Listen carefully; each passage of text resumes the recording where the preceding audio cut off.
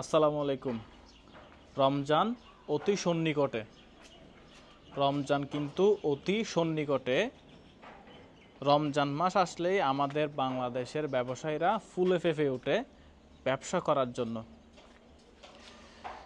এই ভিডিওটা আমার সকল মধ্যবিত্ত নিম্ন মধ্যবিত্ত মানুষদের হয়ে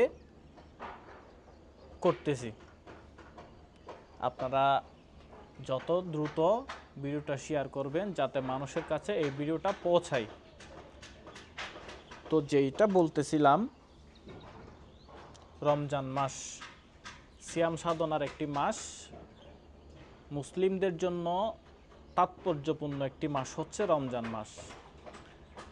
বাংলাদেশের অধিকাংশ ব্যবসায়ীরা ধরতে পারেন আপনি 80% ব্যবসায়ীরা মুসলিম সম্প্রদায়ের লোক। আমার যেটা ধারণা, মুসলিম সম্প্রদায়ের লোক 80% ব্যবসায়ী। বেশিও হতে পারে, কমও হতে পারে। যদি ভুল হয়ে থাকে তাহলে সংশোধন করে দিবেন, মানুষ মাত্রই ভুল। তো এই 80% মুসলিম ব্যবসায়ীরা কি করে, একটা সিন্ডিকেট তৈরি করে।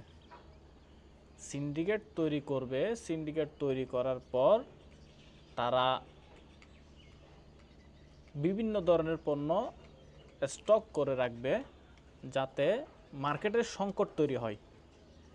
তো যখন একটা পণ্য মার্কেটের সংকট তৈরি হবে তখন তারা তাদের সেই গোডাউন থেকে আস্তে আস্তে তারা পণ্যগুলো ছেড়ে দিবে বেশি দাম দিয়ে। তো এটাই হচ্ছে তাদের সিন্ডিকেটের ব্যবসা। করে কখন? যখন রমজান মাস আসে। এই রমজান মাসকে পুঁজি করে তারা অঢেল সম্পত্তির মালিক হয়। যেটা দেখে আসতেছি আমরা ছোট থেকে। আমার বুদ্ধি হওয়ার পর থেকে যেটা দেখে আসতেছি আর কি। আমার জন্মের আগে কি ছিল সেটা তো আমি জানি না। বুদ্ধি হওয়ার পরে আমি যেটা বুঝতেছি, যেটা দেখতেছি সেটাই। রোজা রাখবেন আপনি সারাদিন। আপনি রোজা রেখে ইফতার করবেন। ইফতার করার সময় আপনি যদি খেজুর খেতে চান, কিনবেন কিভাবে? খেজুরের দাম বাড়তি। কারা বাড়ায় রাখছে? সিন্ডিকেট ব্যবসায়ীরা। খেজুর বাদ দিলাম। আপনি যখন সারাদিন রোজা রেখে ক্লান্ত থাকবেন তখন যদি আপনি একটা কোমল পানীয় না, আপনি যদি একটা শরবত পান করতে চান, একটা লেবুর শরবত পান করতে চান, সেই লেবুর সংকট পড়ে যায় বাজারে। এক খালি লেবু হয়ে যায় তখন 60 টাকা 70 টাকা। এক পিস লেবু বিক্রি করে 15 টাকা 20 টাকা করে। আমার জীবনে আমি সর্বোচ্চ লেবু কিনছি একটা লেবু 30 টাকা দিয়ে। যেই লেবুগুলা এখন সচরাচর 5 টাকা দরে পাওয়া যায়, অনেক সময় 3টা 10 টাকা করে পাওয়া যায়। সেই লেবু রমজান মাসে আমাদের বিশিষ্ট ব্যবসায়ীরা, স্বনামধন্য ব্যবসায়ীরা করে দেন একটি লেবু 30 টাকা করে। তাহলে আপনি খাবেন কি? একটু আগের কথা স্মরণ করে দিই আপনাদেরকে।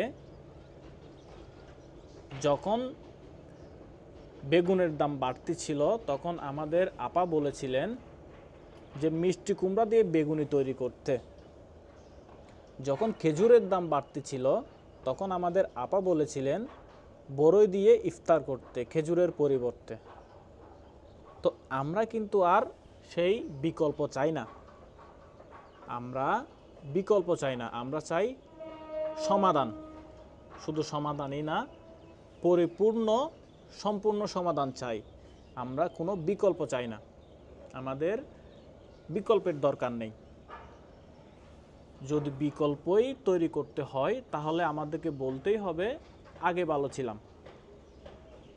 নতুন বাংলাদেশ নতুন করে স্বাধীন হয়ে যদি স্বাধীনতার সুফল ভোগ করতে না পারি, যদি পূর্বের নেই আবারও সিন্ডিকেটের ব্যবসায়ীর কবলে আমাদেরকে পড়তে হয়, তাহলে আমাদেরকে বলতে হবে আমরা আগেই ভালো ছিলাম। নতুন বাংলাদেশের কোনো দরকার ছিল না। নতুন করে স্বাধীনতা গ্রহণের, নতুন করে স্বাধীনতা অর্জনের কোনো দরকার ছিল না। ভিডিওটা আপনারা শেয়ার করবেন, যত পারেন শেয়ার করবেন, যাতে মন্ত্রণালয়ের যারা আছেন, যারা উপদেষ্টা মহোদয় আছেন তাদের কাছে যাতে ভিডিওটা পৌঁছায়। আমাদের আশেপাশে যারা মধ্যবিত্ত নিম্ন মধ্যবিত্ত আছে তাদের হয়ে আমি এই মেসেজটা দিচ্ছি। আমি কিন্তু তাদেরই একজন, তাদের হয়ে আমি এই মেসেজটা দিলাম যে আপনারা সিন্ডিকেট ভেঙে ফেলেন। নতুন বাংলাদেশ, স্বাধীন বাংলাদেশ, কোনো সিন্ডিকেট আমরা চাই না, আমরা বিকল্প চাই না, আমরা চাই সমাধান। আপনারা সমাধান করেন, রমজান মাসটা আপনারা অন্তত সমাধান করেন, যাতে মানুষ রোজা রেখে শান্তিতে ইফতারটা করতে পারে, সেহরিটা ঠিকমতো করতে পারে শান্তিতে। ভিডিওতে যদি কোনো ভুল ভ্রান্তি হয়ে থাকে, যদি কোনো ভুল কিছু বলে থাকি, তাহলে ক্ষমা সুন্দর দৃষ্টিতে দেখবেন। ভুল হয়ে থাকলে মাফ করে দিবেন, অবশ্যই সংশোধনের সুযোগ দিবেন। আর অবশ্যই ভিডিওটা শেয়ার করবেন, সতর্ক থাকবেন, আপনার আশেপাশে কি হচ্ছে চোখ কান খোলা রাখবেন। আসসালামু আলাইকুম।